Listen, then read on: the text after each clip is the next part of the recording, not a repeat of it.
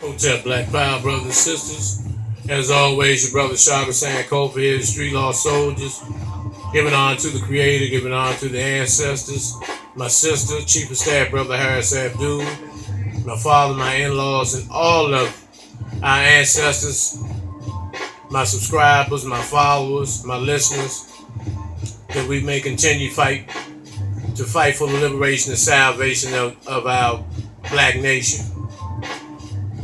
Now, let me just get down to the meat and potatoes real quick. One of my videos was kind of censored based on me bringing out the truth about the system of racism, white supremacy. Now, I told y'all that when you tell the truth, they can't handle it. They'll do something to annihilate you and get you out of the way. And that was the situation with me yesterday when I did the video on why black people have so much fear of the white so-called Jew. And realizing who runs the world as well as social media and all of the channels and programs that they have on social media. But at the same time, you can talk about any and everything and everybody else, but you cannot mention or say anything negative or even speak out on the system of racism, white supremacy, as far as who's behind the curtain. And so when I talked about the Holocaust and the white so-called imposter Jew and who was the real Jew, people lost these devils lost their motherfucking mind. But see, as long as I say nigga, nigga, nigga, bitch, hoe, faggot, motherfucker, and black killing, and see all the negative connotations that go with the ills that plague our community and that plague us as a people, all that shit is okay. But as soon as you mention something, the real fucking truth, because if it weren't true, then no action would have been taken because it would have been a lie.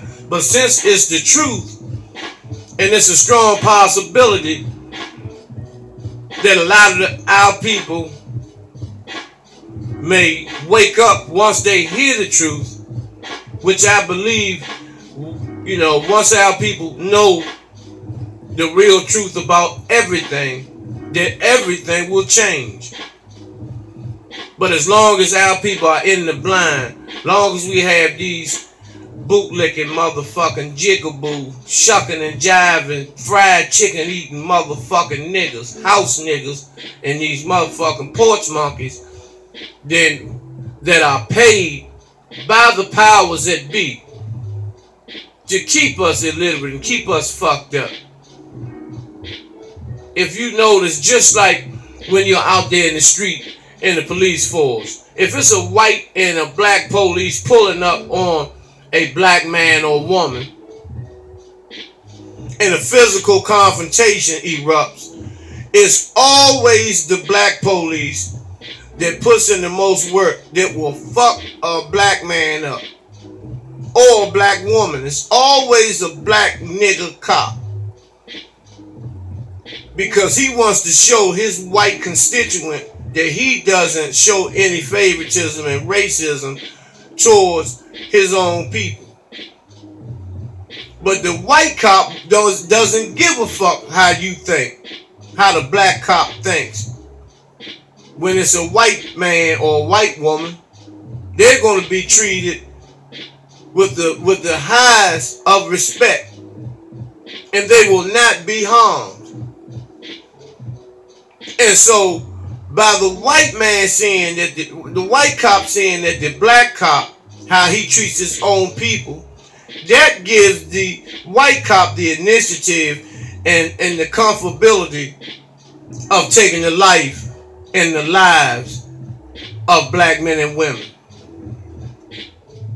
And so I'm gonna always put on blast people that look like me that are collaborating with the enemy. I don't give a fuck what nobody says. You know, all this hush hush, be quiet, we gonna get in trouble bullshit. It's time for that shit to cease. It's time for that shit to cease. It's time for reparations. It's time for our ancestors who died in the Middle Passage and the descendants of those ancestors need to be compensated for the blood, sweat, and tears and millions of lives that were lost in that voyage from West Africa to Virginia. And you know, and it's always you bootlicking ass niggas, you bojangling motherfucking house slaves are the ones that say we should move on and forget about reparations.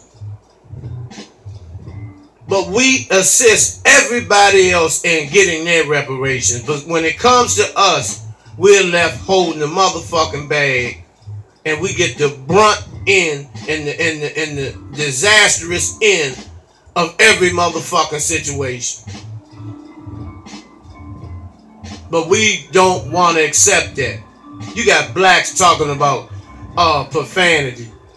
You know, when did your motherfucking ears get so sensitive that you can't stand words?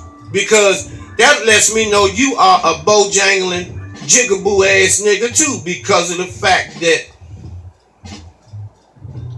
if words hurt you, you damn sure are not going to fight for liberation.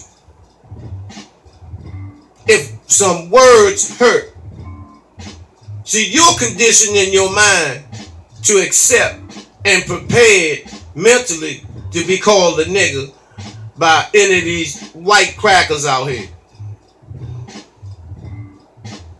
And so that's why all of a sudden you get so sensitive where so-called profanity, with the linguistics of this shit, the origin of this bullshit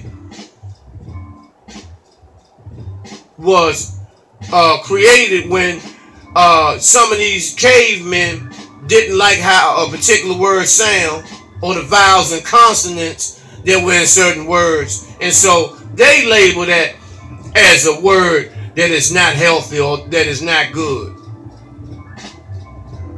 That's bullshit. That is bullshit. And then you niggas grow up with this type of language all your life, and then you go get a European fucking certificate from one of these universities, you know, and then all of a sudden, you know, you're a doctor such and such and professor such and such, you know, and reverend such and such and pastor such and such, where now you become so oversensitive to words. And see, this type of thinking creates the timid mindset of our black alpha males. You're not going to teach me, you're not going to convince me that I should talk a certain way to get by. To get by who? For who? When your people fought, bled, and died in this country, your ancestors, you don't even think about your ancestors. You're thinking about other people's ancestors, not yours.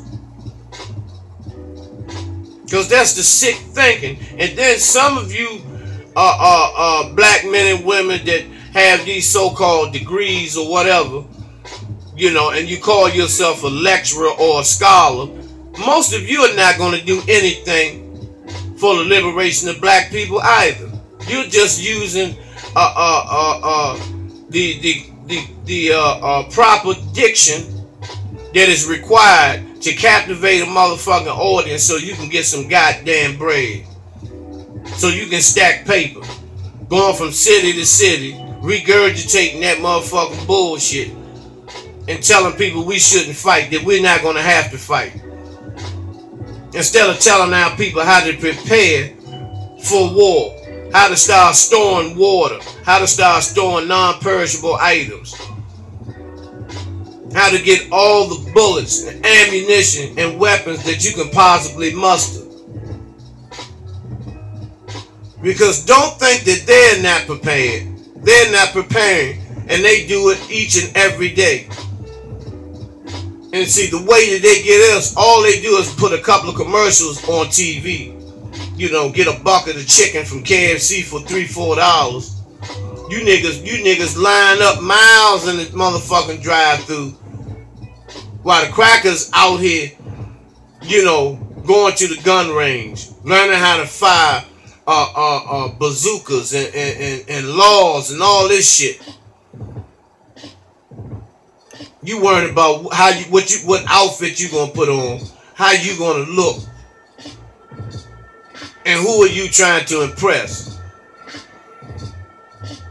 All blacks that are clear and conscious are in the hood, and that's not where we're really supposed to be. But grassroots activists and revolutionaries, those are the ones who are for real with this shit. Those are the ones who are down, deep down in the trenches, you know, trying to combat, you know, economic castration, trying to eliminate homelessness, trying to eradicate hunger in the black community, trying to make an attempt to destroy pedophilia and incest in the black community. And see, these are the things that plague us as a people. Because the violating of babies, shooting and killing little children in drive-bys, you know, and you know, the most disheartening shit that we could possibly endure. We continue to go through it without dealing with motherfuckers that put us in these trick bags. Start going on the streets, going on where the gangs are at, and find out who's a real gang member and who's a motherfucking mob, who's been planted in there to shoot and kill a certain amount of black men and young boys. And then they'll say that gang violence is up high. And the actual gangbangers are not really taking nobody out. Because they got these plants, motherfuckers that are planted in these motherfucking gangs, that are killing our babies in cold motherfucking blood. And we sit back and do nothing about it. No one wants to stand up. No one wants to be involved. But everybody wants the benefits of black liberation, where everybody lives middle class and up. Because that's how it's supposed to be. We were the first people on this planet. The first. But we act like we're just visiting, running around, running amok in this goddamn colony, not thinking about nothing but clothing, drugs, sex, violence, music, sports.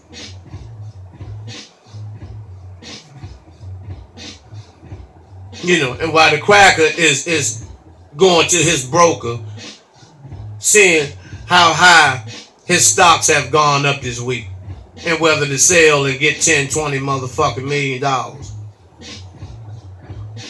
You know, the black man and woman wants to drive their wealth. They want to show everybody that they've made it, that they have this and they have that, and everybody else is just unfortunate and are unable to acquire those things. When it's total bullshit, it's just a fucking illusion. And you motherfuckers that got money are going to see that.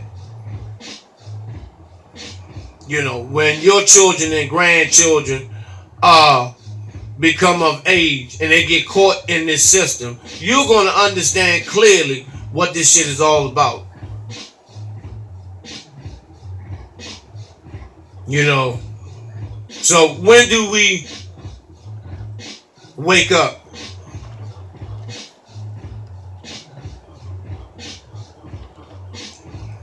That's a famous Queen Lemonade. You know, hit me on my comment box if you're interested in purchasing some, free of charge. Nevertheless,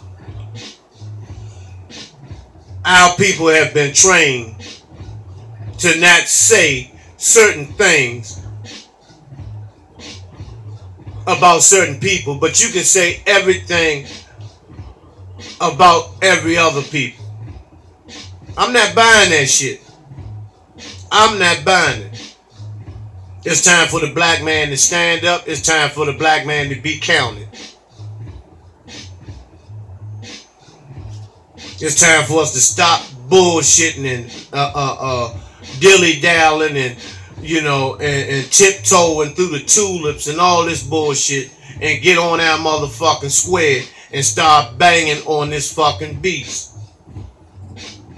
Teach these babies the real truth on how the system is ran, who's in charge, who's not in charge.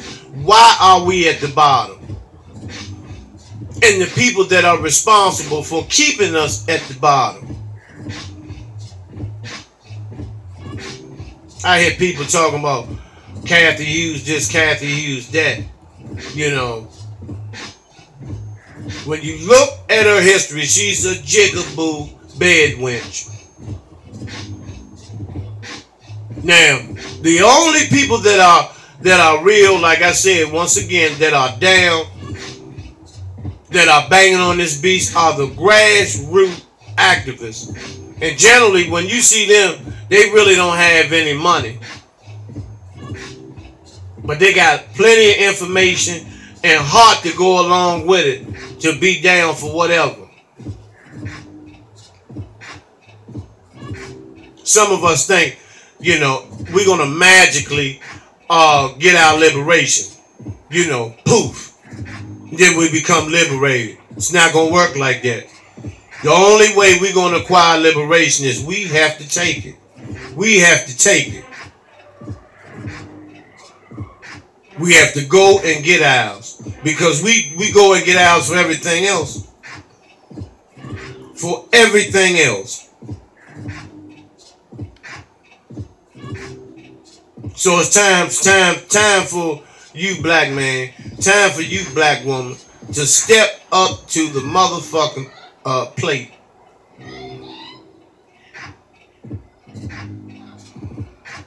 What is it going to take? Because I was talking to some brothers and sisters the other day, and their hearts are in the right place, but they don't have any heart to deal with the enemy. Because everybody wants to be a parent, everybody wants to be a grandparent, everybody wants to be the motherfucker that does the most, the motherfucker that's the king, and all this bullshit.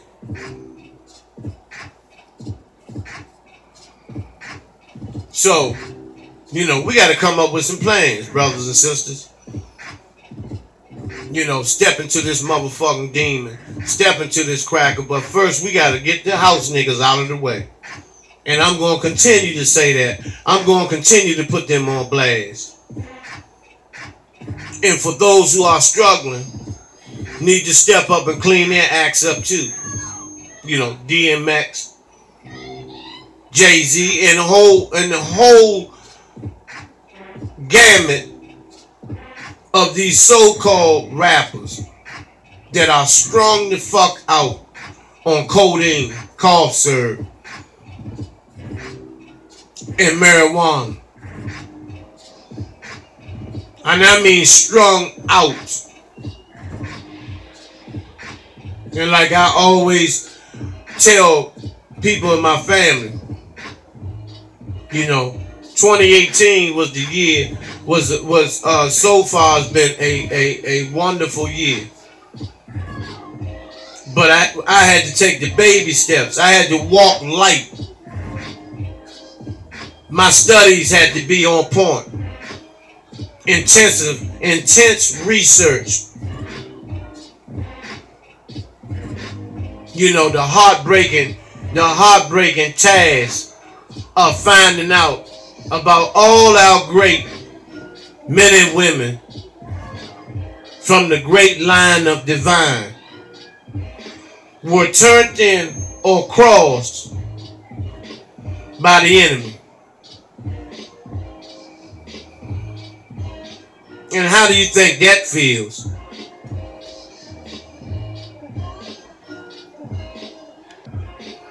I want you all to make a pact, you know, stating that from this day on, that you will do your best to do research, that you will study, that you will understand what goes on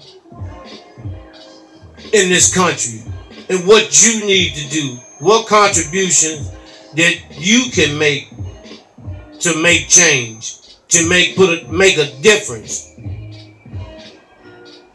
Because once we're liberated, meaning all our communities will be black. All of the black communities will have everything. Everything that the white community has, the black community will have. And you will see,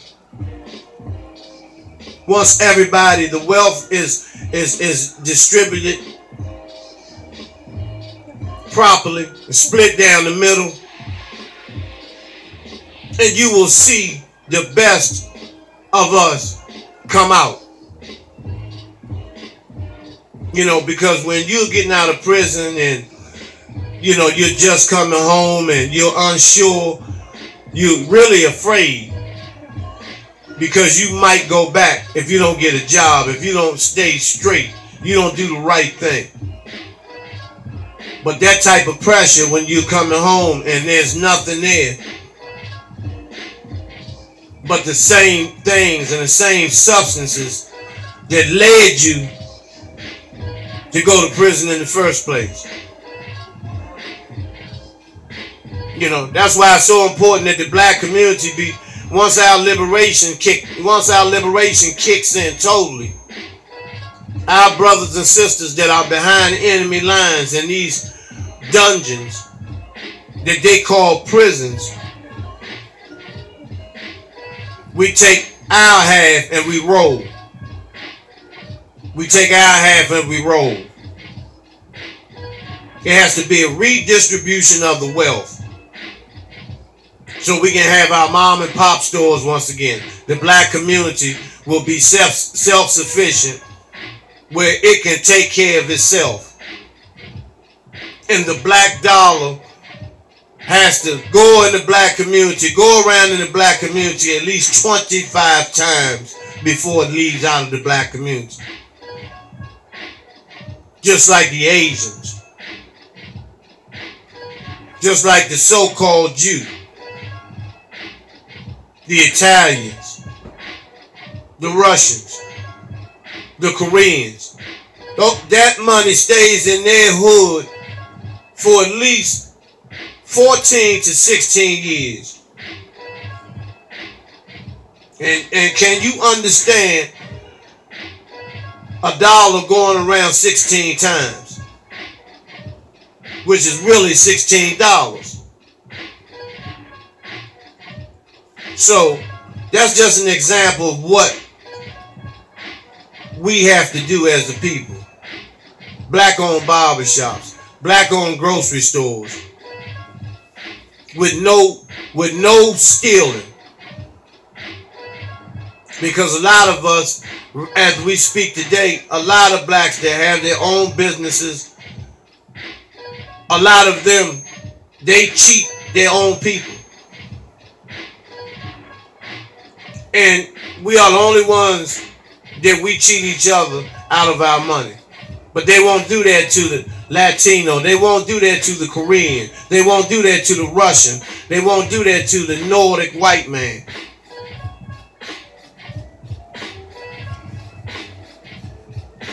You know, it's a lot, brothers and sisters. But like I said yesterday, you know, these motherfuckers had a fit about my video. But it's all good being censored. That lets me know that I'm putting in motherfucking work. That I'm not bullshitting. I'm not tiptoeing and lollygagging with my information. Cause I don't have time to host no motherfucking talk show and all that bullshit. This is just the big giant classroom that we in, and the chairs in a circle, and we are discussing our most inner feelings and issues that continue to plague us.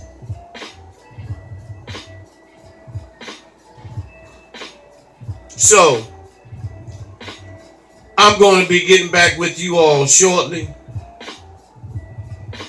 I'm going to be talking about Sister Harriet Tubman next, and how strong she was, and the work that she put in, you know, was overwhelmingly incredible. Incredible. Phenomenal woman. Same as Aretha Franklin.